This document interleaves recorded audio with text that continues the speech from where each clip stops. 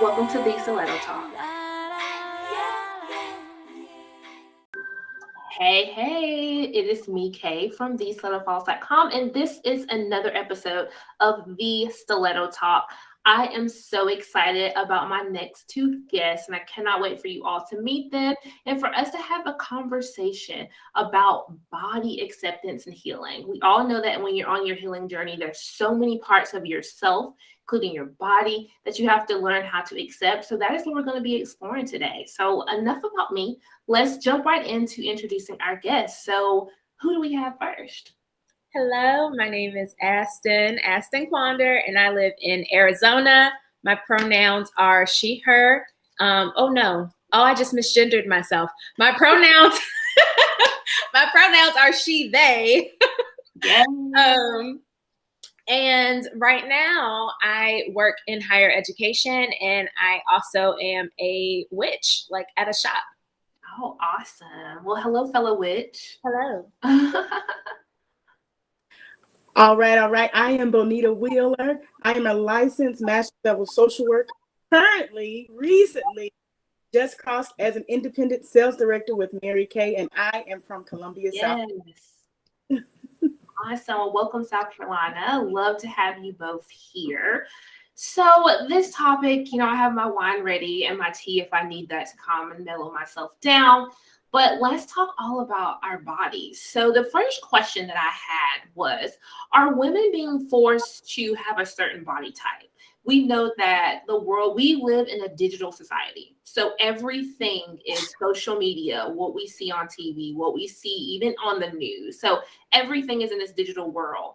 Do you feel like that's shifting us to being forced to look a certain way? I definitely think it adds to the pressure of looking a certain way. I think our society, though, like on even a larger level than just the digital age that we're in, I think our society is literally not built for large bodies. Like you think about medical practices, physical accessibility to things like chairs and airplanes and public transportation, like so many things. Like the world is literally, especially at least in the United States, the world is literally not built for larger bodies. And that is just like, what's the word? Exacerbated. Yes. That's just like exacerbated by media and really just upholding this ideal of thinness and putting so much value towards that. And I think that does, in a sense, pressure people or make women particularly feel forced to fit into that ideal. Because if you don't fit into that ideal, it means one, not only are you not socially accepted, two, you also have to deal with these systems of oppression that are oppressing your body just because it's larger. So it's just can I curse? Yeah, absolutely, girl. It's just a shit show. It is. Absolutely. For sure, I have to agree with you. I would like to add amusement parks to that list. Oh, yes. One day, yeah. And maybe forced is, I'm not sure, but definitely heavily influenced to carry a certain body type, to be a certain way, or be a certain size. As you said, social media in general celebrates this thin frame, the thin body type as if it is but we're beautiful in all shapes and sizes. But definitely there's a story, there's a narrative that's been perpetuated. And I think the social media age has given more of a platform to maybe some of those beliefs and perspectives that may have been kept more quiet before. Yeah. And I like to throw it out there. Not only are those places too, but I feel like our clothing choices, where we shop, it does feel, and you're right, Bonita, I like kind of the heavily influenced, not necessarily forced, but heavily influenced by, there's this certain body type that you have to fit clothes in an average store. And I feel like that is just, where does that come from? It comes down to that European standard of, this is how your body should look. So you should be able to fit these jeans because this is how your body is supposed to look. I can't tell you how hard it is for me to jean shop, and I feel like I have a pretty average body that you see just walking around the streets every day. And it is so hard for me to even find jeans to fit, and it's ridiculous. Oh, absolutely. BBL culture is not helping either. Like, no. It's just, It's so, for one, they're dangerous, and a lot of people are not getting them done well. I'm very like pro nip and tuck if you want to. I think it's more so the pressure, the fact that like literal fashion companies are blooming based on a BBL body type. Yes. Look at Fashion Nova, look at what's it called, Shein, or whatever it's called. Like those are built for bodies that most people don't naturally have. And it just puts this pressure, especially on younger femmes, to go out and get that body. And they're doing it in a way that is more dangerous than the celebrities who are doing it because they can afford to do it safely. So now you have regular everyday people in the airport line in Miami, all just trying to get a BBL. Yes. At risk, putting their lives at risk, absolutely. Putting their lives at risk for a body, you know? Yeah. That is definitely where we are right now. And I do think that there are certain body types that are praised, and you're right. Yeah. And think about the nonverbal way in which it's done. You brought up something I didn't think about, like airplanes. Absolutely. That is one of the spaces, even something Bonita too. I never thought about amusement parks. I just went to Six Flags and it never crossed my mind. I'm like, yes, now that you say that, it is meant for small people to be able to even do things like transportation or amusement, being at an amusement park. Absolutely. Well, I think this is a great section to kind of waver into our second question is, are certain body types treated differently by society than others? I think we just answered that, but let's dive into that just a little bit more. Oh, Lord, yes. Yes, I think overall in society, I think just smaller, thinner is valued more. But we all Black, so we're going to talk about the Black community. The Black community's body ideals are very different. It is that BBL ideal. It's basically everything can be big and plump except your stomach or your arms and don't have any cellulite. So there's a certain type of like body type that is seen as ideal, and you can be the exact same weight as someone, but if you carry your weight in your stomach versus in your legs and your behind, then you're not seen as desirable as someone who does have the big behind and the thick thighs. Mm-hmm. So it's like, if you apple shaped, I'm sorry, sis. Like, yeah, society just isn't gonna fuck with you, and it's sad. Mm-hmm. Absolutely. Certain body types are praised. Just look at the filters that are available in all these body imaging, altering apps and features that we have. We can't even just take a normal picture of your true, authentic self. And you said apple. I think I fall in the apple. I do. And I was afraid to wear a midriff until I cut my hair off, and then I was just free, you know. But yeah, I mean, definitely celebrate that hourglass. Mm-hmm. Coca-Cola bottle, they used to say back in the day. But even Coke, different sizes, people still drinking. Exactly. So those certain body types are celebrated more. But I think, or I would like to think, based on what I'm seeing now, is that more and more we're all being celebrated. Yes. There is a big shift. I remember at Winthrop being in a yoga class, and this is probably not the focus of the class, but instructor lady told me that a round belly is healthy. And you know, I didn't want to take it to the max, but I was super excited because I was like, oh wow, yeah, that's thank you, sis. For sure. Why do you think that we even have to go on a body acceptance journey? Why is that even a thing? It's when you sit and think about it, the fact that you have to go on every woman has gone through some type of acceptance of their body. Like for me, I used to have an eating disorder.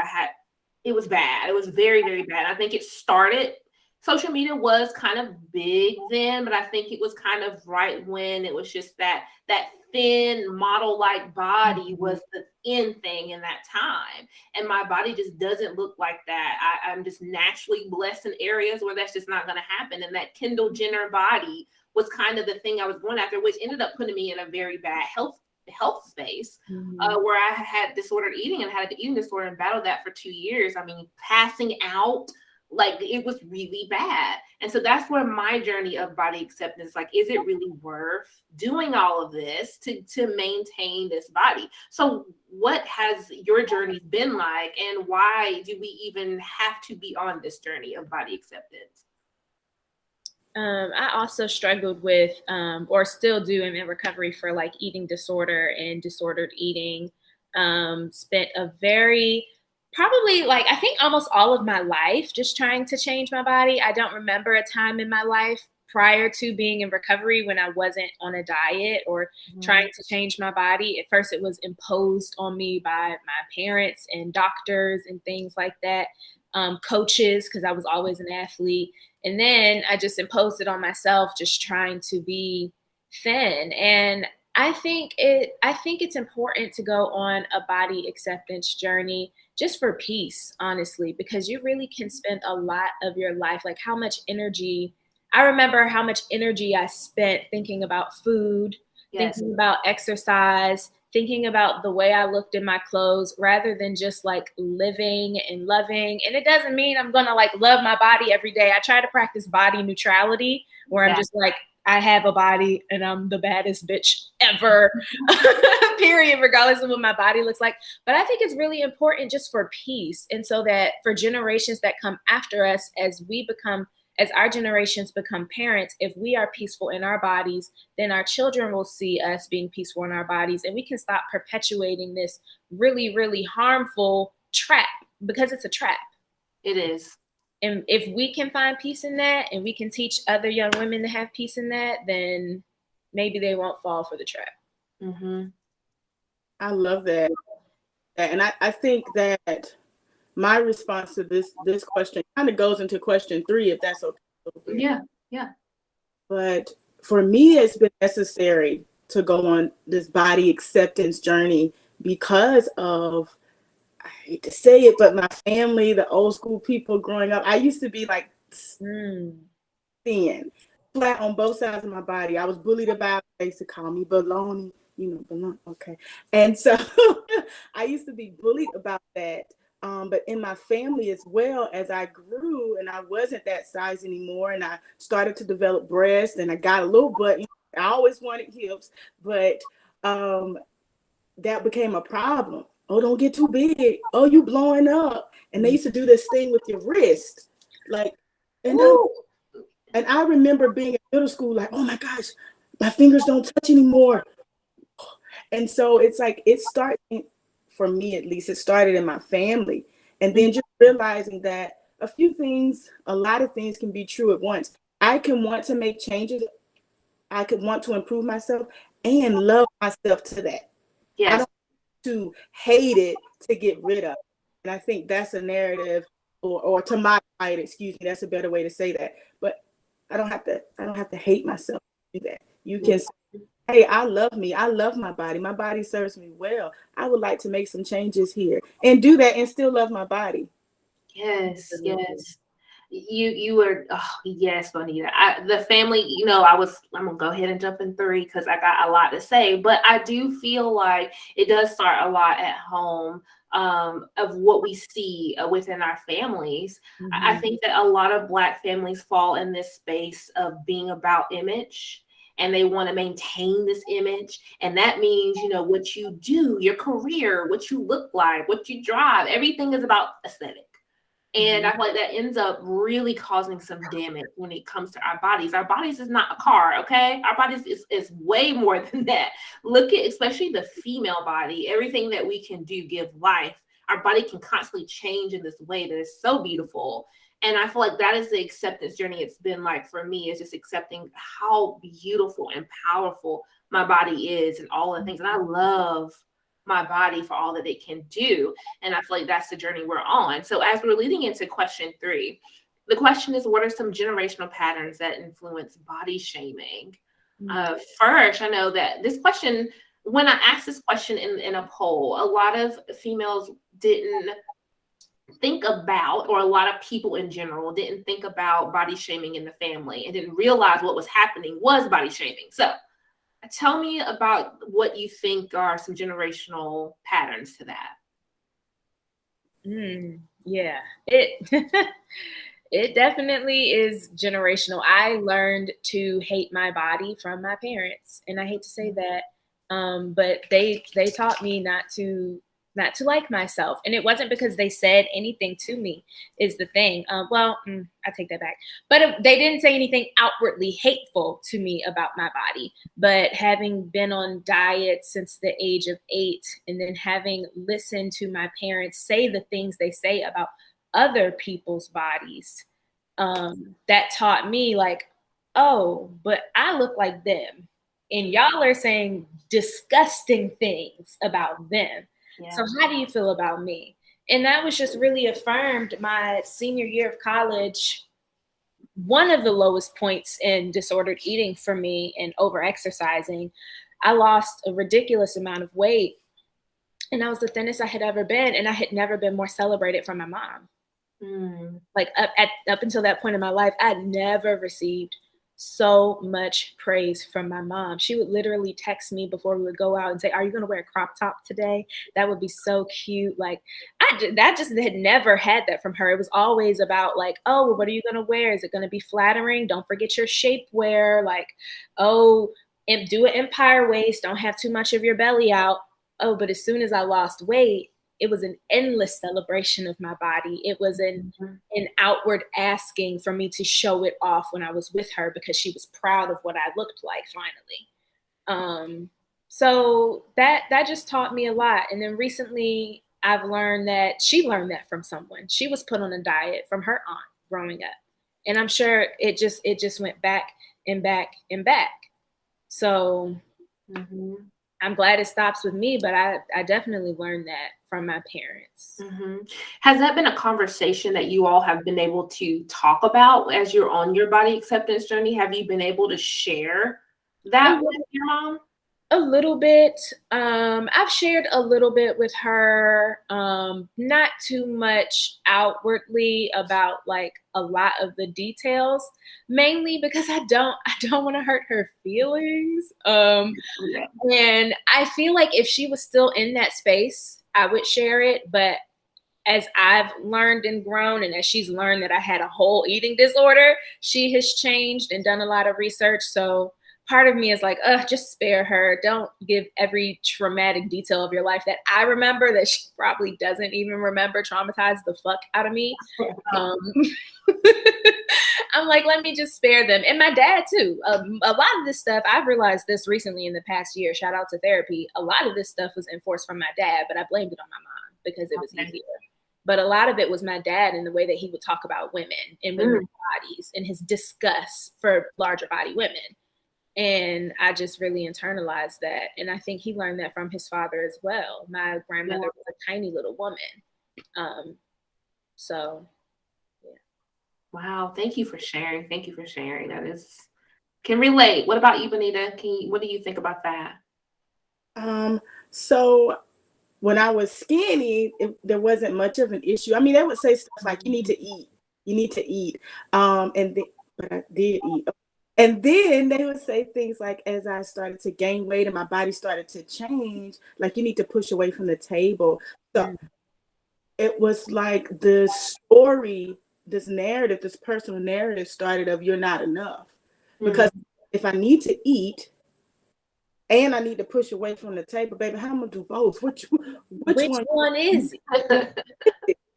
And so, but I think some of the early messages about my body and it being good or bad came from like the secrecy of trauma. And so I think that's where it started really early. As I got older, those overt expressions of disdain for my body. And I'm like, look at your body. But we're not gonna talk to people, okay? I remember going home for I think it was Thanksgiving or something, and had on this black dress, and I had gotten to the point where you couldn't suck in your stomach, right? You know, you can suck it in, but it's not gonna make much of a difference. So I put on a shaper, and someone who I love and respect a lot gave me a hug and asked me out loud, "Oh, no." And I just said then, I like literally, I'm standing in that room right now, and I said to them, listen, I miss you all. I'll get excited every time I get to see you. But one thing that's not up for discussion is my body weight. So I just let people think and say what they're going to think and say. But those are some things that really affected how. Yeah. Think about how we're greeted sometimes. Like, oh, look at you. You lost weight, or oh, you getting thick, right? Like, think about the greetings that we get from our families that are these backhanded, body shamed, field nastiness that makes you kind of just go inward. And like, why does the focus have to be on my body every time I come into this space? I'm telling you, it got so bad for me being in two extremes at my smallest, and then me being in this body at my healthiest. Like, this is when I'm actually healthy. And I feel like, now it's this like, oh, you done got some hips, you done gained weight, you've done this, you've done that. And it's like, having to set that boundary of like, yes, like you did, Bonita, like, we can't. This can no longer be the topic of discussion. Big boundary, yes. What do you feel about diet culture? Do you feel like do you think there is a diet culture, or are we always constantly in a form of diet culture? And kind of tell me your views on diet culture. I think we made a face, Astyn. Diet culture is the world we live in. The diet industry is a $1 billion industry, and it is promoted in everything we do. It is our culture. It is systems of oppression, like literally at a systemic level. That is diet culture. And I think it's terrible, because I think without diet culture, I don't think most people would actively try to change their bodies, to be honest. And I do not fault a single person for trying to change their body to fit into a world where they can literally fit into the world and not be oppressed. So It's not on an individual wanting to change their body or lose weight or get that BBL. It's on this fucking system that causes people harm. Yes. And causes people mental and physical issues. I lost my period and almost lost the ability to have children because of diet culture, because of having an eating disorder and over exercising, right? Like, I literally put my future at risk to be a little bit smaller. That doesn't make any sense. It felt like it was worth the risk, though, right? It was worth the risk. And that is what diet culture is, because it told me that if I just maintain this very small body and if I eat as little as possible, I'm going to be accepted, I'm going to be loved, and I can avoid the oppression that people in larger bodies face. And that's diet culture, and it's gross. I think without diet culture and without these systems of oppression against larger bodies, we would all just be like happier and healthier. And if you did want to make a change to your body, it's just because you genuinely want to, not because this society is pressuring you to do it. And you would probably do it in a healthy way, not the extreme lengths that we in the society now go to change our bodies. Yeah. And small bodies don't necessarily mean healthy. No, and large doesn't mean unhealthy. Exactly. And that is something that we have got to learn how to challenge. Is that understanding that just because you see thin does not mean. When I was thin, I was not healthy. I can tell you that now. I was not healthy. I still battle with being hypoglycemic from disordered eating for so long. And even though I eat well now, it's something that a consequence, and I'm still dealing with, that I can't fast or do things that other people can do because my blood sugar will drop like this and I am out for the count. But it felt like it was worth the risk. It felt worth it. Literally eating the amount that a 4-year-old should be eating as a grown woman felt worth it. Yeah. Wow. When I think of diet culture, 3 things come to mind: motive, mental, and ability. So is this something that you're doing for yourself? Doesn't matter if everybody else is doing it. And that's one thing to always keep in mind, or to ask yourself as often as you can: is this for me? Period. Is this for me? And then mental: are you, like you both have shared about your journeys, are you in a mental state? What's that like? And then sustainability: is something that I could live the life I would love to live, where I could live a healthy life and sustain this lifestyle. And if to any of those or no, then we got to go back to the drawing boards. Yes. the drawing boards. Yeah. It's really important. I love that, the mental and the sustainability. And I like that it wasn't just, can I live like this? It was like, can I live like this and be happy and have joy and be free? Because a lot of times you can live like that, but you'll be fucking miserable. Yeah. And that's not worth it. I remember at my heaviest, well, I probably had another heaviest since then, but then it was my heaviest, and I joined a gym in Rock Hill, South Carolina. And I had finished college and I was working, but I had a lot more free time. And so I just found things that I enjoyed doing, like Zumba and cycling and stuff like that. So I would go and do it, and I lost 30 pounds in 5 months. I did like portion sizes, but if I was hungry, I'm going to eat. Let me tell you.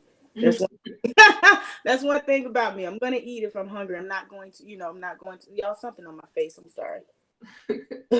But anyway, when I started grad school, that availability changed. And I remember beating myself up so horribly because I could not sustain that pattern that had brought me in my eyes such success. And so that every period after that, I would compare it to that time. But then it's distances, give yourself grace. Are you who you are? Are you now who you were then? If the answer is no, then go back to the drawing board. What's sustainable right now? Redefine that personal success looks like. So I love that. I love that so much. I'm going to be thinking about that. I feel like this is a conversation that me and my wife have all the time, talking about our bodies, because I literally told her a couple of nights ago, I was like, when I was smaller, I was still wanting to be smaller. Like, it was never small enough. No. Never. No. And I'm like, I was just constantly always wanting to be smaller. And then we were had a big ass head. I had a big ass head and a little body, and was still wanting to be smaller. Yes. I'm like, I constantly wanted to be smaller. And like, I'm looking at pictures. We were looking at old pictures. And I'm like, at this, I was smaller than I am now, but still wanted to be smaller. And I could not wrap my mind around it. And I had this idea that only certain clothes, I could only wear certain clothes when I was a certain size. Now, you're going to get it all. You're going to get the whole thing. The beach can't stop me at this point. It's just a mindset change. I think the journey is the changing your mindset of what's been ingrained in you from society, what's been ingrained in you from your family, and having to kind of individualize yourself and say, okay, what does my body mean for me? What do I want to do with my body? How do I want to feel in my body? And kind of going on that journey. What do you think is some advice that you all could give a young woman that could be at any stage of her body acceptance journey? What would you say to her?